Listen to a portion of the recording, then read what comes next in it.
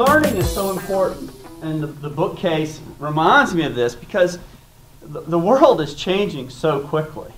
You know, there was a time when the world didn't change as rapidly as it changes now. I was talking to a group yesterday and I said, you know, I've been with my company for 15 years and I couldn't have imagined I would stay with this company for 15 years. I like to be doing something new every couple of years.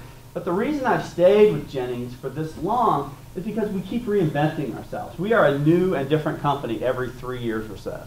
And that's what it really takes to succeed in marketing today. I mean, think about it 3 years ago. How many of you were doing marketing professionally 3 years ago? Were you doing anything with social media? No. It was hardly on the radar at that point in time. But today, it is huge, and a lot of what I'm going to talk about today is social media because it's affordable, it's easy. There's a huge intimidation factor with people who haven't used social media. How many of you personally, just for your own personal use social media like Facebook or YouTube or MySpace or whatever? You see how prevalent it is. So we have to be using it as a marketing tool. People like us are using it in their day-to-day life. Some of the stuff I'm going to cover today, my basic advertising philosophy I'll share with you. It's been the same for 20 years, and it has not changed because of social media. I think it's still relevant. This notion of hive marketing, something I never hear people talk about. How many of you have heard of hive marketing? A couple? Okay. Social media, absolutely. The difference in marketing today from even 2 years ago is this whole notion of engagement. It has changed. I used to tell people I'm a professional storyteller. I mean, that's how I would explain what I do. And that is absolutely not what I do today. It's part of what I do today. I'm still a storyteller, but really I spend more time facilitating and managing conversations today. I create spaces where customers and brand advocates can come and share information and knowledge about my clients' businesses. Does that sound relevant to you guys? It's amazing, and I'm excited by it. I mean, you know, at 48 years old, I've had to relearn what I do. You know, 2 years ago, I said, Dan, you're going to become irrelevant as a marketer if you don't figure this stuff out.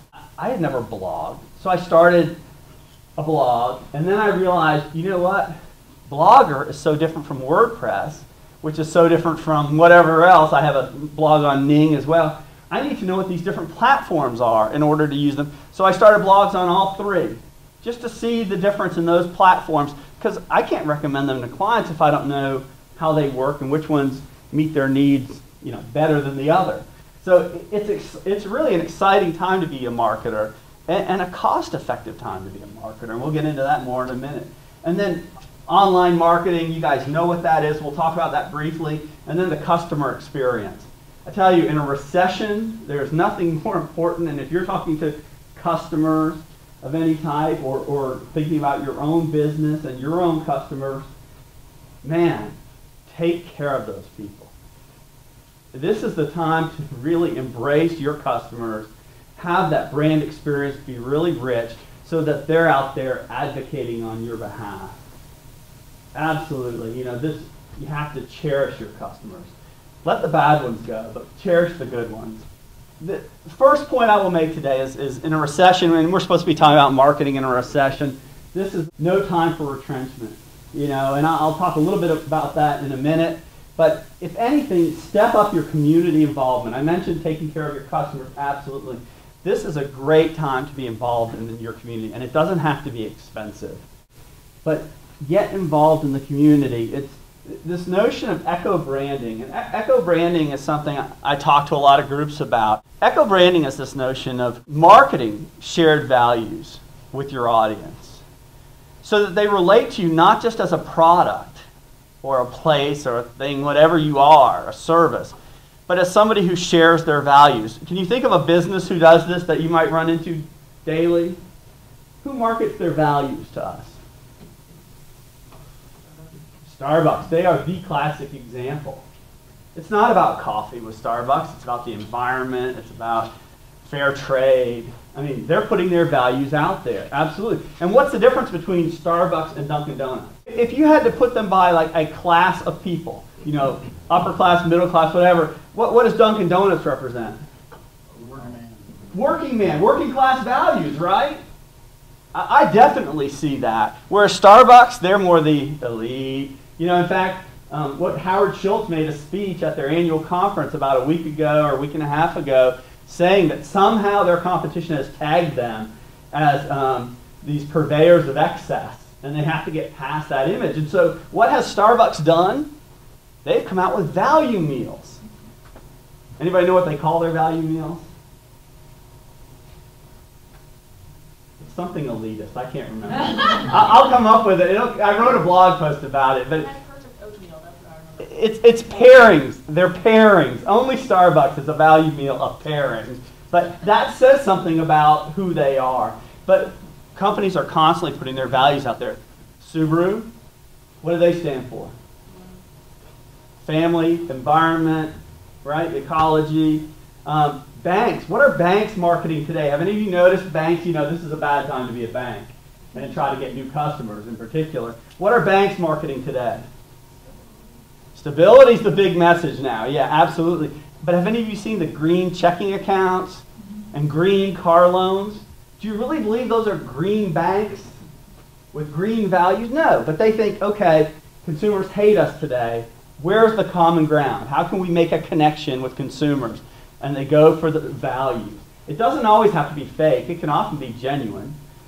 In the case of most banks, I think it's probably fake.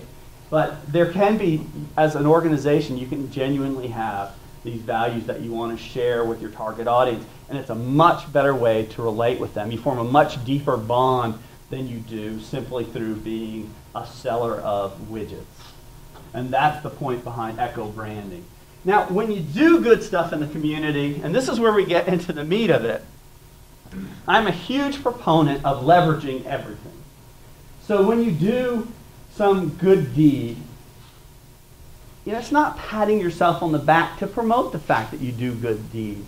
When I go into my local Jersey Mike's store, you know, sub shop down the street from my office, which I allow myself to go to about once every 2 weeks for lunch, they have a little newsletter that talks about some of the good stuff they do. They have some signage about some of the good stuff they do in the community. So I just quickly picked that up as one of their customers. I learned that when I'm in the store.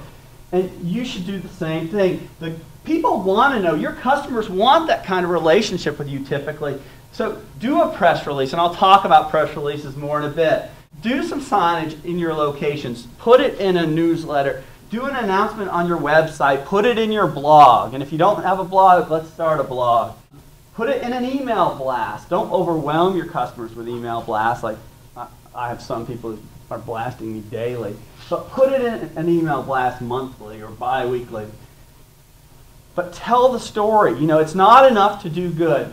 In media relations, the thing people don't understand, and it frustrates me to no end, is that when something good happens, that's not the end. That's just the beginning. Then you have to tell people about the fact that it happened.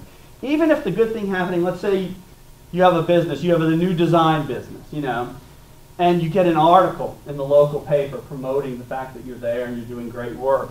That is the start. What are the things you can do with that article at that point in time? You can scan it and make a PDF, right? Put the PDF on your website. You can put a link to it on your website if you don't do the PDF. What I like doing actually, if it's a nice promotional piece, is kind of reset it, print it out and frame it, put it up in the hall so people can see it. You can send that PDF out as an email blast to your customers and friends. It creates that sense of momentum. There's something happening. This is a business people are talking about. You can send out a press release and say, hey, we just got this publicity. We do it all the time. We send out a press release to promote publicity. I'll do a press release about the fact that I was here hanging out with you guys today, and it will be on our website probably this evening.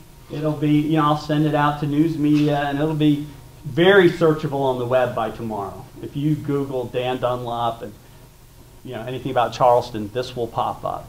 So you get that? Leverage every opportunity you have. Otherwise, it's a missed opportunity.